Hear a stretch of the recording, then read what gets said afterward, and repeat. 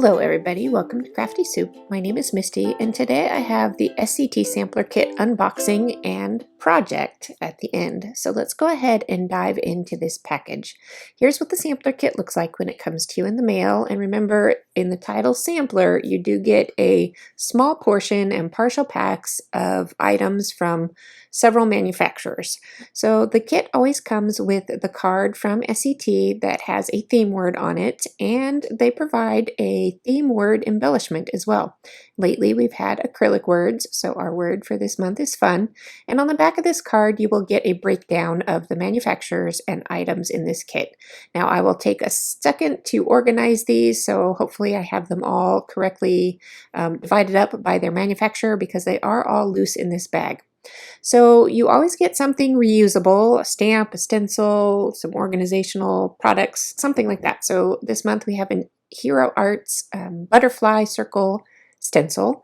And then this first collection is from Doodlebug. So we have some Doodle Pops, which are these dimensional stickers, and some other kind of epoxy type stickers back there. We have partial packages of embellishments. And sometimes you get partial packages of two different packs. I don't quite remember if these were all from one pack. I think they are. I will have links in the show notes for finding these items to shop with online if you're interested in these items, as well as links for information about the SCT Sampler Kit. I think these kits are a great price point, and it's fun to just get a little bit of something in the mail every month without breaking the bank. And so we are going through, this line is the Doodlebug Fairy Garden collection. Now, Doodlebug is generally not my style. It's a little too on the cute side for what I often do. So most of the time when I'm working with Doodlebug, I will use the B-sides. Now, like these hearts, and there was a plaid before, those are totally usable to me. Rainbows are okay. Stripes are definitely great. So it just depends on what I can get done with this collection. But if you stick around to my project, you'll see that I go ahead and use that Doodlebug collection because surprisingly I had the perfect photos to fit. So this next collection is crepe paper, and this is the Craft and Create line, I believe is what it's called. And we have some partial packs of ephemera die cuts. We have these cut apart paper lines, and so I will show you the fronts and backs of those. And then our 6x6 papers. If you're new to the SCT kits, you do always get about 6x6 papers from each manufacturer of the two manufacturers, and they are cut down from larger 12x12 papers, so you actually get a real sample of what the 12x12 papers are all about. All right, that is a look at all the products in the kit for this month. So let's go ahead and put some of these things to use on a project. So when I was going through my photos, I found these photos of my youngest daughter. She's 14, and she had actually been inspired to make a fairy garden when I was working in the yard one day, which totally surprised me, surprised her even, but she had a good time working with it. So these papers, or these photos, work perfectly with the Doodlebug Fairy Garden collection. So sometimes life just works out that way. Okay, I am also using a sketch that you probably saw there from my Scrap Happy community group that I'm a part of. And I'm going to do a cutout circle on my Cricut because the circle had a hollow sketch on it. Or the sketch had a ring of a circle, hollow circle on it. So here's me trying to position all these papers how I want them to go. And because I'm going to kind of flip the sketch because my photos sit better to the right of the sketch instead of to the left, I've lined up my papers how I want them to go that way. So I'm going to create my ring on the Cricut, and really it's a pretty simple process. I create two circles, I size them how I think is going to work, and then I get them to line up exactly on center. And then I decide that circle isn't quite the right size to leave a nice fat ring left over.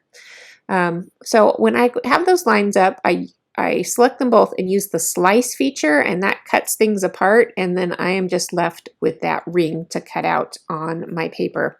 Now, because I want it to cut out equally on my papers, I will line that up centered on my mat when I'm cutting it out.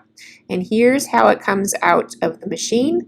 Save all of those extra pieces because you can always use those as is or put them back together into shapes and use those on layouts.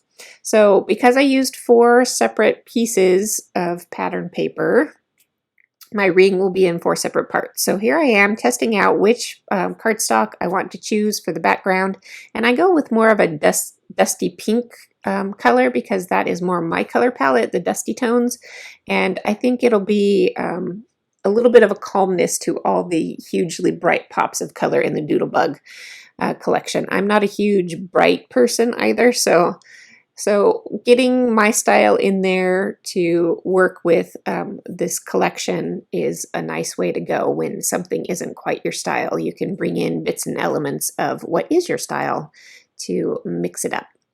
All right, so I am trying to get the best composition for this ring and these photos. I'm trying to let certain bits of the layout peek through, so I want to make sure I see the ring does go all the way around. I did create a horizontal strip there with the rainbows and a word pattern paper, and I want those words to show through because they fit with the theme of the layout well. And then I am putting just a little bit of a border on this photo, and that'll help draw the eye over to that side of the page because that's where my title is going to sit. So I've got the basic positioning all figured out, and I glue those rings down just ever so gently at first, and then once I've got everything lined up well, then I will give them a press down. And then in come my photos. I did pop up that one photo that's going to be in the front, and I realized I needed to add a little bit more dimension to the border strip that I added. And then I pull out a whole bunch of alphabet sets to figure out which one I want to use. And these watercolor ones I've had in my stash for a while. I thought I hadn't used them at all, but it does look like I've used that set at least once.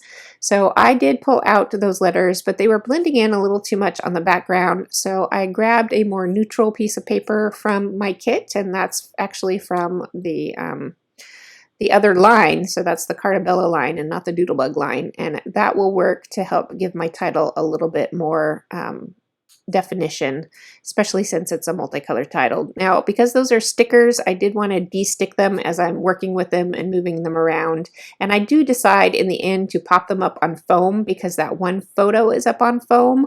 I wanted all of the title to overlap that photo, which means I wanted some of the title to overlap that photo, which means the whole title would be at different levels. So I popped up the parts that were not on top of the photo with foam dots so that they're all sitting at the same level. And then I get to embellishing. The sketch had a couple of circle zones of embellishments on there.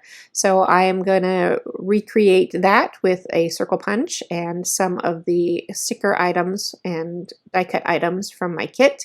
And then I put that little rainbow up there at the top instead of a circle. It has a curve to it, so I think it works. And I start building up my cluster embellishments. And I use a separate size circle punch to get these colorful circles out of that pattern paper. And because I wanted that cluster to be a little bit bigger and have more weight, I did add a larger colorful circle there in a different pattern. And then I will add some of those little bug stickers on top of that to finish off that cluster. And I am not matching up color on top of color, so I'm doing contrasting colors. So orange frog or orange bug on top of purple paper, etc. And I've got a little hedgehog there, and then that rainbow, I thought I wanted to save the cloud for another project, but it just wasn't working, so I did add that extra cloud back in there, a couple enamel hearts to various places, and then I pulled out my Wink of Stella glitter pen, and I am using that through this stencil around that curved edge to add just a subtle detail to the background. And I am going to go all the way around, of course, skipping over parts of the layout that are covered up by other bits and pieces.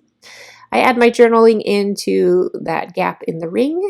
So that finishes off this layout, and here you can see some of the details of the embellishments that I've added to this project. I hope you enjoyed this video. If you got something helpful out of it, I would appreciate if you'd give my video a like.